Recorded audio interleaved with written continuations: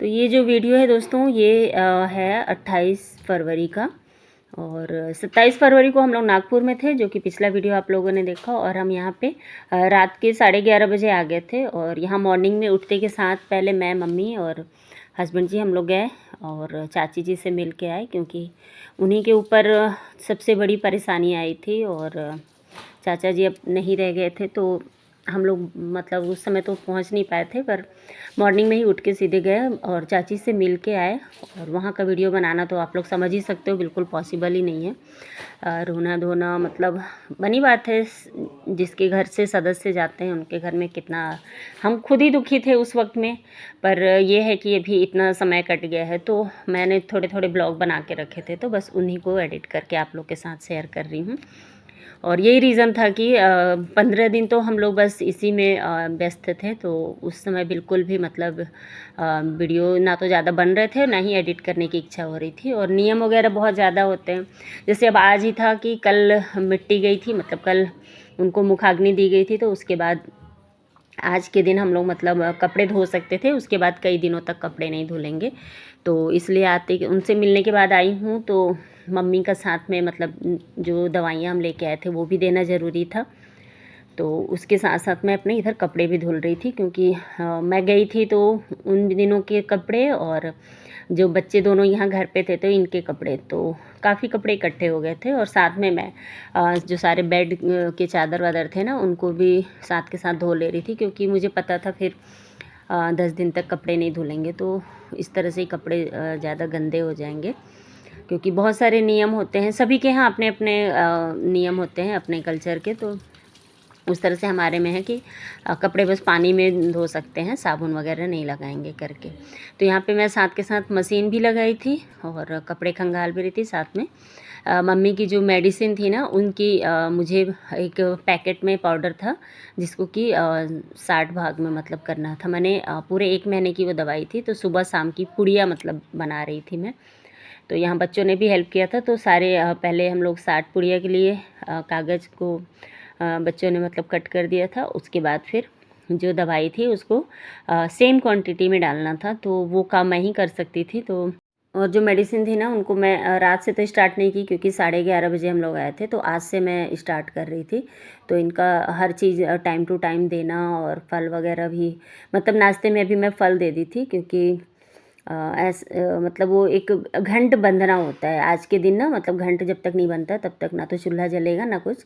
तो इसलिए बस फ्रूट्स ही ऑप्शन थे मम्मी के लिए, तो उनको दे दी थी। और मैं तो नहीं खाई थी, क्योंकि वैसे तो मम्मी की तबीयत ठीक नहीं होती तो मम्मी भी फास्टिंग ही करती, पर ये था कि मम्मी की तबीयत ठीक नहीं थी, उनको दवाइयाँ देनी थी, तो उनको मैं फल वगैरह दे दी थी। बाकी हम सभी लोग फास्ट किए थे, क्योंकि आज के दिन उन्हीं के घर पे जो भी भोजन बनता है, मतलब दाल चावल और आलू का चोखा बनता है हमारे यहाँ, तो वही उन्हीं के घर पे खाना था। तो उससे पहले मैं आ गई थी घर पे, तो यहाँ पे कपड़े उपड़े धो के और नहा के फिर हम लोग को वहाँ पे जाना था। और यहाँ पे उधर बच्चों को मैं इंस्ट्रक्शन दे के भी आ जा रही थी, और साथ के साथ इधर का ये भी काम देख रही थी। और कपड़े तो निकल ही जाते हैं, जैसे इस तरह का जब भी होता है ना, तो उसमें डोरमेट हुआ, कपड़े हुए, मतलब जितना भी पॉसिबल हो जाता है उतने कपड़े तो धुल जाते हैं। फिर बाकी के जो कपड़े हैं ना, वो 10वां के दिन धुलते हैं। असली जो शुद्धि होती है वो 10वां के दिन ही होता है। जो भी हम अभी इन दिनों में ओढ़ेंगे, पहनेंगे, जो भी कपड़े, सारे कपड़ों को धुलाई जो है वो 10वां के दिन होता है, यानी 11वें दिन होता है। तो उस दिन थोड़ी सी शुद्धि होती है। उसके बाद जो 13वीं होती है, जब ब्राह्मण भोज जिस दिन होता है, उस दिन पूरी शुद्धि होती है। लेकिन कपड़े धोने का जो मेन है वो 10वां के दिन हो जाता है। बाकी फिर बाद में आप चाहो तो गंगा जल छिड़क सकते हैं 13वीं के दिन, तो फिर आपके घर की शुद्धि हो जाती है। और वैसे तो 40 दिन तक अभी अब हमारे घर में, मैंने जिस दिन से वो ख़त्म हुआ ना, उस दिन से लेके 40 दिन तक पूजा वगैरह नहीं होगा, क्योंकि 1.25 महीने पंडित जी बोलते हैं कि पूजा नहीं होना चाहिए। और 1.25 महीना मतलब 30 दिन ये और 10 दिन और एक्स्ट्रा, तो 40 दिन पूरे हो जाते हैं। तो ये सब कुछ अभी इतनी अच्छी तरह से पता चल गया ना, 2-3 बार हमारे यहाँ हो चुका है। मैंने बहुत बड़ा ख़ानदान है, तो कुछ भी होने से कहते हैं, जब जो 7 पीढ़ी होती है ना, उनमें कुछ भी होने से ये सारे परहेज़ करने पड़ते हैं। तो इसलिए अब इसमें दिक्कत नहीं होता है, अब हमको पता रहता है कि हाँ क्या है कैसा है। तो इस चक्कर में हम लोग की नवरात्रि भी छूट जाएगी, क्योंकि नवरात्रि का जब 10वां दिन होगा ना, उस दिन हमारे 40 दिन पूरे कंप्लीट हो रहे हैं। तो पूजा भी नहीं कर पाएंगे। तो इस बार तो वैसे मैं फास्ट भी नहीं रहूँगी, क्योंकि तबीयत मेरी भी ख़राब ही चल रही है। मतलब बोलते हैं ना, परेशानियाँ जब आती हैं चारों तरफ से आती हैं, तो वही चल रहा है। और यहाँ पे हस्बैंड जी चले गए थे, क्योंकि जो राख होती है ना, फूल बोलते हैं उसको, तो उसको कलश में डालना और बाकी का विसर्जन करना। जो कलश वाला रहेगा वो इलाहाबाद जाएगा, प्रयागराज में, मतलब क्या बोलते हैं, विसर्जन करने के लिए। तो वो तो बाद में जाएगा। वैसे बहुत लोग आज के दिन भी कर लेते हैं, बहुत लोग बाद में भी कर लेते हैं, जैसे व्यवस्था बनती है। तो यहाँ फ़िलहाल फिर भी ये सब करते हुए ना शाम के 2 या 3 बज गए थे हम लोग को। और फिर उन्हीं के घर पे हम लोग सब कोई चले गए थे नहा वहा के। और यहाँ पे पूरे 60 पुड़िया मैं बना रही थी मेडिसिन की। उसके बाद फिर बच्चों को ही मैं फोल्ड करने के लिए बोल दूँगी, तब तक मैं उधर के सारे कपड़े धो लूँगी। तो इस तरह से इतना बिजी शेड्यूल चल रहा था। और साथ में जो परेशानियाँ थी, जो दुख की घड़ी जो बोलते हैं ना, वो आई हुई थी। तो बस इसी तरह से कट रहा था, इसलिए ना तो कोई ब्लॉग डाल रही थी, ना ही कोई वीडियो। इच्छा ही नहीं होती है ना जब घर में अचानक से कोई परेशानी आ जाए। क्योंकि चाचा जी का भी ऐसा था कि काफ़ी हद तक वो ठीक थे, मतलब ऐसा नहीं सोच सकते थे कि हाँ उनको कुछ होगा। और चाचा जी के साथ हुआ क्या था, उनको ना अभी ठंड का दिन था, तो मुझे ठीक से नहीं पता, लेकिन जितना पता है उतना बता पा रही हूँ। तो उनका क्या था, निमोनिया हो गया था शायद, तो सांस लेने में कुछ प्रॉब्लम्स आ रही थी। तो उसी के चक्कर में 2-3 दिन से वो एडमिट थे। बट वही है, जो होना होता है उसको कोई नहीं रोक सकता है। फ़िलहाल हम लोग गए उनके घर, नहा के और फिर खा के आ गए थे, क्योंकि मम्मी की भी दवाइयाँ देनी थी। और यहाँ पे रात में अब आज कहते हैं कुछ भी नहीं मतलब बनता, बस एक टाइम ही खा के रहा जाता है। तो हस्बैंड जी को थोड़ा समय मतलब केला और ड्राई फ्रूट्स दे दूँगी और दूध। और मम्मी को तो पूरा भरपेट खिलाना होगा, क्योंकि उनको मेडिसिन बहुत सारी देनी होती है। तो उनको भी फिर मैं केला से और ड्राई फ्रूट्स वगैरह इस तरह से करके दे दी थी। और शुरू में मुझे पता नहीं था, इसलिए मैं मम्मी को दूध दे ही देती थी रोज़। मगर बाद में पता चला मम्मी को दूध का भी परहेज़ है, तो अभी तो वो भी बंद है। कभी कभार जब उनकी इच्छा हो जाती है ना ज़्यादा, तभी देते हैं। तो इस तरह से ही फिर ये 10वां का जो मतलब नागपुर से आने के बाद का जो पहला दिन था ना, वो कुछ इस तरह से ही गुजरा था हम लोग का।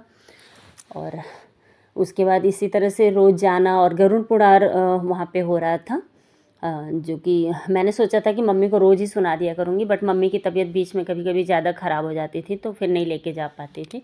हाँ, जब ठीक रहती थी तो उनको लेके जाती थी मैं। और जब गरुड़ पुराण हो जाता था उसके बाद घर आ जाते थे। बाकी वही नमक हल्दी बिना तड़का के खाना वाला, मतलब नमक तो रहता है पर हल्दी तेल नहीं खाते हैं, और बिना तड़के का खाना सारा कुछ वही शुरू हो गया था। और बच्चों के लिए मैंने ब्रेड मंगाया था, बट दोनों बच्चे में से सिर्फ एक ही बच्चा खाया था दूध और ब्रेड। और मेरी इच्छा ही नहीं थी खाने की, क्योंकि हम लोग को ना शाम के 4:30 हो गए थे खाते पीते, तो पेट वैसे भी भरा हुआ था। और ऐसे समय में ना खाने पीने की इच्छा भी नहीं होती है। और अभी हमारे घर में तो इतनी प्रॉब्लम चल रही थी, मम्मी की भी तबीयत देख करके सभी परेशान रहते थे। क्योंकि ऐसा होता है ना, किसी एक के यहाँ कुछ होता है तो अपने घर में भी अपन सोचने लगते हैं, तो एक डर सा बना हुआ था। खैर अभी ऐसा कुछ नहीं है, अभी मम्मी हमारी काफ़ी ठीक हैं। और इस तरह से पूरा चला। उसके बाद 13वीं के दिन भी मतलब हम लोग का मतलब इस तरह से पूरा जो ये था ना, पहले दिन से लेके 13 दिन का कार्यक्रम, इसमें मैं ज़्यादा कुछ ब्लॉग नहीं बनाई थी। जितना भी बनाई थी वही आप लोगों के साथ शेयर कर रही हूँ। ये देखिए यहाँ पे जो बीच में नीली साड़ी है ना, वही वाली चाची जी हैं। और ये नागपुर की हमारी चाची जी हैं, सबसे बड़ी मम्मी हैं, उनके बाद ये वाली है नागपुर वाली, फिर चाची जी हैं। वैसे इन लोग से भी एक छोटी और चाची जी हैं, और हमारी मम्मी से भी एक बड़ी थी, तो वो तो अब रही नहीं दुनिया में। और ये देखिए यहाँ पे मनन जी थे, जिनके कि फादर का एक्सपायर हो गए थे जो, तो उन्होंने आग वाग दिया है ना, तो उनके बाल वाल कटे थे। और यहाँ पे हम लोग गरुड़ पुराण सुनने के लिए आ गए थे, बैठे हुए थे। और यहाँ पे पंडित जी थोड़ी सी लेट हो गए थे, फिर वो आए। तो ये दोनों भाई हमारे चाचा जी के, मैंने 2 बेटे थे और 3 बेटियाँ। तो एक बेटी तो साथ में ही बैठी हैं। वैसे आप लोग पहले भी और भी ब्लॉग्स में मिले होंगे इनसे। इस जंगल में सुंदर स्वाद वाले शीतल जल और स्वादिष्ट फल मौजूद है।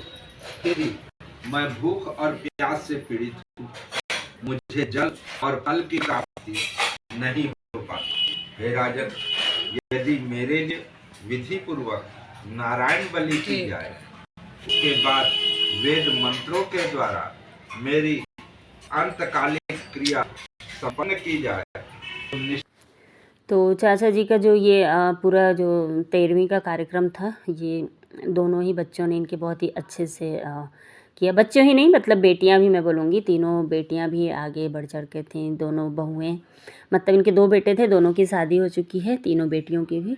तो सब अच्छा, मतलब भरा पूरा परिवार है, ऐसा नहीं है। बट वही है, एज से पहले जब कोई जाता है ना तो दुख लगता है। वही चीज़ हुआ था यहाँ पे। और अभी जिम्मेदारी उठाने लायक तो नहीं थे बच्चे, पर सर पे जब जिम्मेदारी आती है तो उठाना भी पड़ता है। ये 13वीं के दिन जो हमारे पूरे रिश्तेदार हम लोग जो थे वो हम लोग ऊपर ही खाए। नीचे खाना बफर सिस्टम था, नीचे जो भी मेहमान आ रहे थे वो खा रहे थे। बट जो बाकी अपने रिश्तेदार होते हैं, हम लोग जो खास रिश्तेदार नहीं बोलेंगे, गोतिया देहात ऐसा कुछ बोलते हैं, तो वो सब कोई एक साथ बैठ के खाए थे। और ये हैं चाचा जी जिनका फ़ोटो लगा था नीचे में, जो भी लोग आ रहे थे मिलने के लिए। तो ये ब्लॉग बस यहीं पे रोकूंगी दोस्तों, फिर मिलूंगी नए वीडियो में। तब तक के लिए अपना ख्याल